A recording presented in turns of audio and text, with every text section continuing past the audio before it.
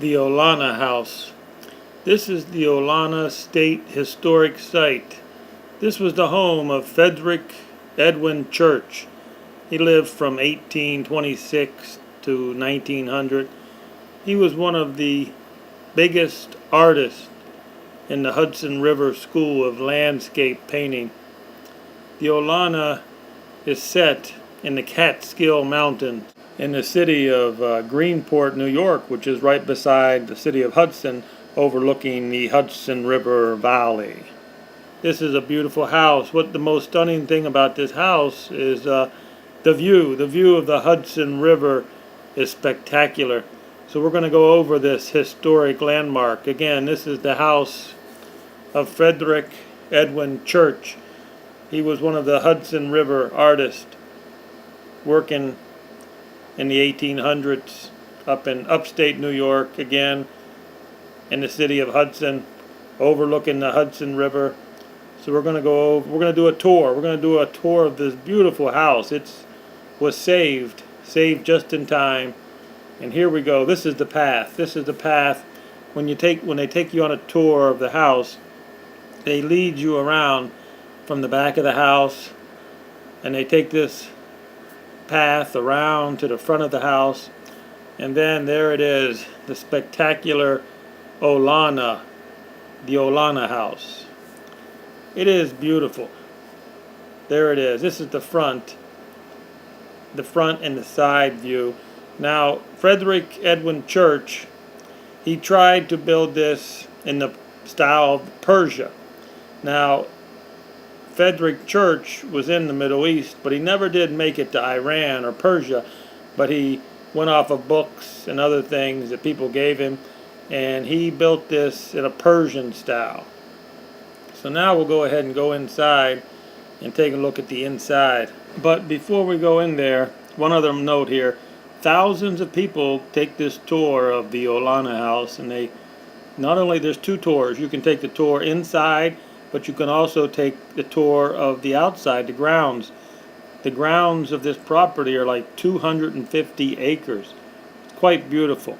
And okay, here comes up is our tour guide. Our tour guide is telling us a little bit about this painting. He thought a lot about what he wanted to have here, whether he wanted to have a staircase here, whether he wanted to have a gallery and all of this. And on the outside of the house there's that one blank wall, and that's this wall. He collected these paintings when he was traveling around Europe. He'd go to old antique shops and go in the back, all the rolled up old dusty canvases and torn paintings. And he knew he wasn't going to find any Rembrandts there for $1.25, but he knew that most of the old masters had schools of painters that they inspired or taught, and then you could find works in that vein. So he got these old paintings and brought them back, and then he cleaned them, he patched them up.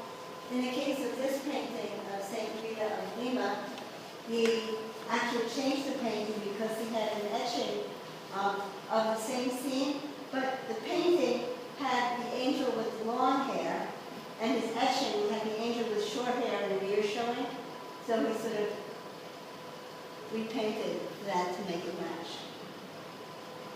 He also felt that artists, here's a photograph from 1884. So here we are on the inside. We'll give you a little tour of all the beautiful paintings, and it is stunning. One thing people ask is, why did he call the house Olana? I guess Church and his wife, Isabel, they named their estate after a fortress treasure house in ancient Greater Persia, which is the area that today is the modern day Armenia, which that also overlooked a river valley. So that's why he picked the name Olana, because of the Persian fortress home that overlooked the river valley, just like this house does. This mansion, actually, this is a mansion that overlooks the Hudson River Valley. As we meander through the house, you can see that it's just quite stunning. Many paintings by Church hang in this house. And again, we know that he he was the architect of this building. He told the workers what to do. He was the architect. He planned everything, and he tried to get a Persian look to it. But the most stunning part of this mansion is how it overlooks the Hudson River Valley. Just stunning. The state now owns this property. It's sort of a partnership with some other organizations, but the state owns the property. And as you can see, they've tried to leave it intact, as close as they could to how it looked when Church and his family lived here back in the 1850s and so on. They also have some Victorian detail going on also. It's sort of an eclectic mix here. It's not only Persian, but there's other things going on. It's quite, as I said, this is a spectacular house. Now, going out to the outside, there's a few things on the outside I could tell you about. That on this estate, he planted thousands of trees, thousands of hardwood trees like oak trees, hickory trees, walnut. I mean, he kept meticulous records of everything he bought. So they know every tree that he bought back in 1850. And as you can see now, there's many, many trees on the property, because when he bought this property, it was mostly farmland. There wasn't many trees on the property when he bought it. And also, if you can see the outside of the stonework, the grout kind of sticks out a little bit. So he went into a lot of detail. Everything was thought out thoroughly when he built this house. Now, the first time that he sketched he's an artist, and the first time that he sketched and did some work on his property would have been in 1845. Now look at this view here. This is on a porch, on the front porch of this mansion. That is the Rip Van Winkle Bridge. Yeah, that's the Rip Van Winkle Bridge. It crosses over the Hudson River there. You can see why all the great artists came up here, the great landscape artists. They come up here to the Hudson River in the 1800s, and this was just a spectacular place for the artists to do their sketches and then go back to their studios and try to do a painting. Look at this window here. I mean, all the windows seem to have a great view. Many rooms have a stunning view overlooking the Hudson River. I mean, I could go on and on about this mansion, but I think what really comes to my attention is the view of the river. I mean, it don't get any better than that. And a matter of fact, in 1876, a New York journalist reported, "There are no finer views in the world than he can command from his windows." I mean, that's where it is. It's all in the view of the Hudson River. Now here's some beautiful, there's a couple nice fireplaces in there. The story on this Persian towel is he wrote to a missionary who was over in Persia, over at modern-day Iran, and the missionary sent back these tiles, and he was able to build these fireplaces with the Persian tile on them. It's just spectacular, stunning. So look at the window there. That window and the design. As I said, all the windows have a good view. Here are some of the people who came on the tour with me. The tour guide is explaining some of the paintings. Now, coming up, you have a couple of paintings. This painting here is of Frederic Church's father on the right, and on the left, that's Church himself. Again, that's his father, and that's Frederic Church right there. Now, here's a beautiful painting. I thought this was one of the best. This is called Chartered Oak. I got to say, that's probably one of my favorite paintings in the whole group. I mean, look at that oak tree.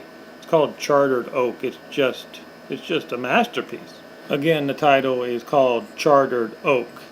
Now, the Olana House is actually in the south part of Greenport, New York. It's not actually in the city of Hudson. Again, here's another one of those fireplaces with the Persian towel. Look at that. It would be hard to find Persian towel like that today, if not impossible.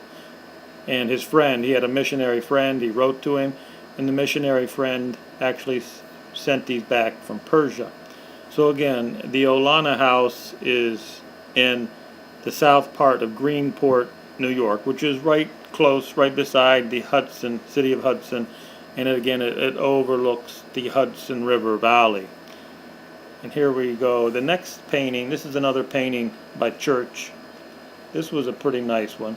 Some of these paintings, like this one and the next one, these were studies for a bigger painting.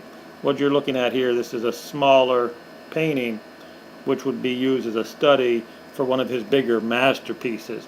That would have been called The Heart of the Andes, The Heart of the Andes, painted at in 1858. Now you notice the palm trees on the right, but in the bigger masterpiece, he took those palm trees out, and everywhere he went, he collected clothing from every country he went to. So in closing, here's the view of the Hudson River.